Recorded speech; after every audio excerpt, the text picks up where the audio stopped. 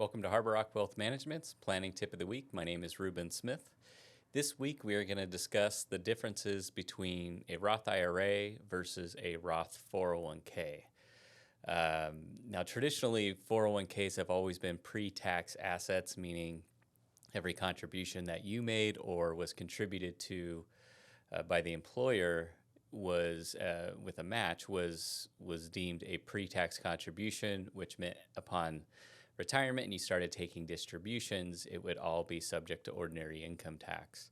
But some time ago, the IRS did allow for Roth 401ks or a Roth option inside of your 401k. So today I'll talk to you about the differences between the two. The bottom line is neither is really better than the other. The overall goal is to build a long-term tax-free pool of assets for you in retirement.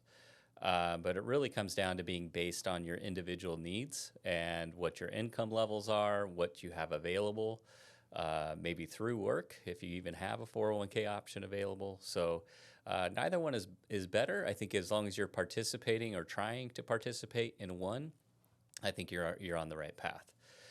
So to talk about what a Roth IRA is or a Roth 401k, the Roth feature basically allows an after-tax contribution.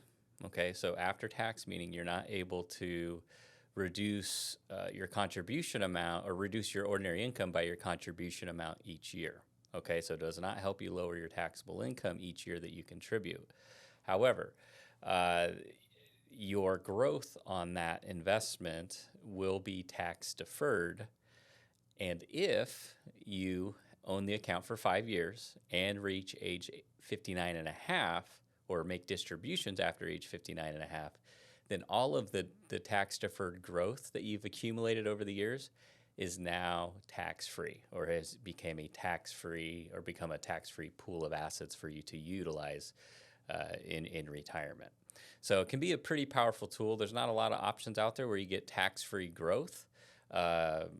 If you sell the primary residence, you can have some tax-free, your primary residence, you can have some tax-free accumulation or tax-free growth there. Cash value in a life insurance can be tax-free. Municipal bonds can have some tax-free income. But as far as tax-free growth, it's really hard to come by. So this can be a very powerful tool when it comes to financial planning. So let's start with the Roth IRA. The Roth IRA is a little bit more stringent in the sense that you have to qualify in order to contribute to a Roth IRA. And when I say qualify, your income can't be over a certain threshold. So in 2023, your modified adjusted gross income, if you're a single tax filer, has to be less than $153,000. If you file a joint return or a married filing jointly, your modified adjusted gross income needs to be below $228,000. Okay, so if you do qualify for a Roth IRA contribution, the contribution limits are at $6,500 a year. If you're over the age of 50, you are allowed to contribute an extra $1,000 per year for a total of $7,500 a year. Okay, with a Roth IRA, these accounts are never subject to required minimum distributions. Excuse me. So if it ends up being an asset that you never dip into or you never use, this could be a good asset to pass on to heirs as it's completely tax-free once they receive it. There is a couple caveats in a Roth IRA that I think are worth mentioning. One is a 5-year rule. Once you have had the account established for 5 years, you are allowed to take penalty-free withdrawals of your principal prior to age 59 and a half without any penalties. Okay, so you can't take the growth out. If you took the growth out, then you would be that would be subject to a 10% penalty and ordinary income tax. So we want to avoid that. But if you did have a life event or you had a need, you could technically take your principal out as long as you've had the account for 5 years prior to being age 59 and a half. So that is a nice feature that not a lot of people who own Roth IRAs actually know about. With Roth IRAs, just like any other IRA, there's never a loan provision available, so you could never borrow against these funds. And then with a Roth IRA, essentially you could open up these types of accounts any number of ways. So whether you're looking for something to invest in individual stocks, all the way down to bank products, something that is very conservative. It's really limitless as far as what your options are when it comes to investing or opening up an IRA or a Roth IRA in this case.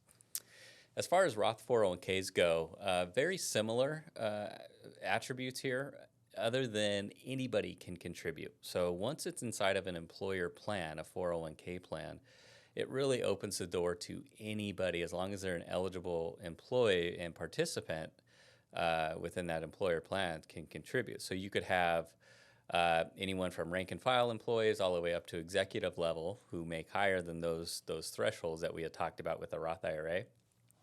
Anyone can contribute into the Roth 401k on an after-tax basis. The limits are also a lot higher inside of 401ks. So technically, you can contribute up to $22,500 a year into a Roth 401k. And if you're over the age of 50, there's a larger catch-up of an additional $7,500. So technically, if you're over 50 and wanting to put all of your money into a Roth 401k and you have one eligible through your employer, you could put up to $30,000 a year after tax into that plan. Now, with the 401k, you can be limited or somewhat limited on the investment options. 401ks tend to have kind of a basket, if you will, of investment options that are typically broadly diversified, but you're only allowed to invest in whatever they provide you. Okay, so I'm not saying they're bad investments, but if you have a specific niche, or perhaps you're doing some financial planning, and you have a strategy in mind that would work, maybe be a little bit more advantageous or preferred, then you might be handicapped there as far as what you can do inside of the 401k. Loans, depending on your employer, it's up to the employer to decide if they want to allow for loans on the Roth 401k. It's becoming more and more common.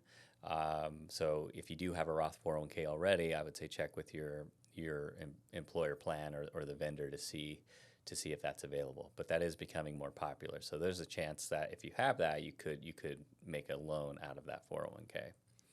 And then beginning in 2024, so beginning next year, 401k or Roth 401ks, will not be subject to RMDs. So that will be more of a level playing field with anything Roth that will no longer have that or be subject to required minimum distributions. So as you can tell, the Roth is a powerful tool. There are some intricacies there that I think need to be hashed out before a client decides to contributing to one. But in my opinion, as long as you're doing the proper planning and background on it, adding a Roth cannot hurt you. It's if we can find a way to build a long-term pool of assets or bucket of assets for clients that is tax-free once they reach retirement, I think that's going to be a great value add to their overall portfolio. So if you have any questions about Roth IRA or Roth 401k, please don't hesitate to reach out. We appreciate you tuning in, and we'll see you next week. Thank you.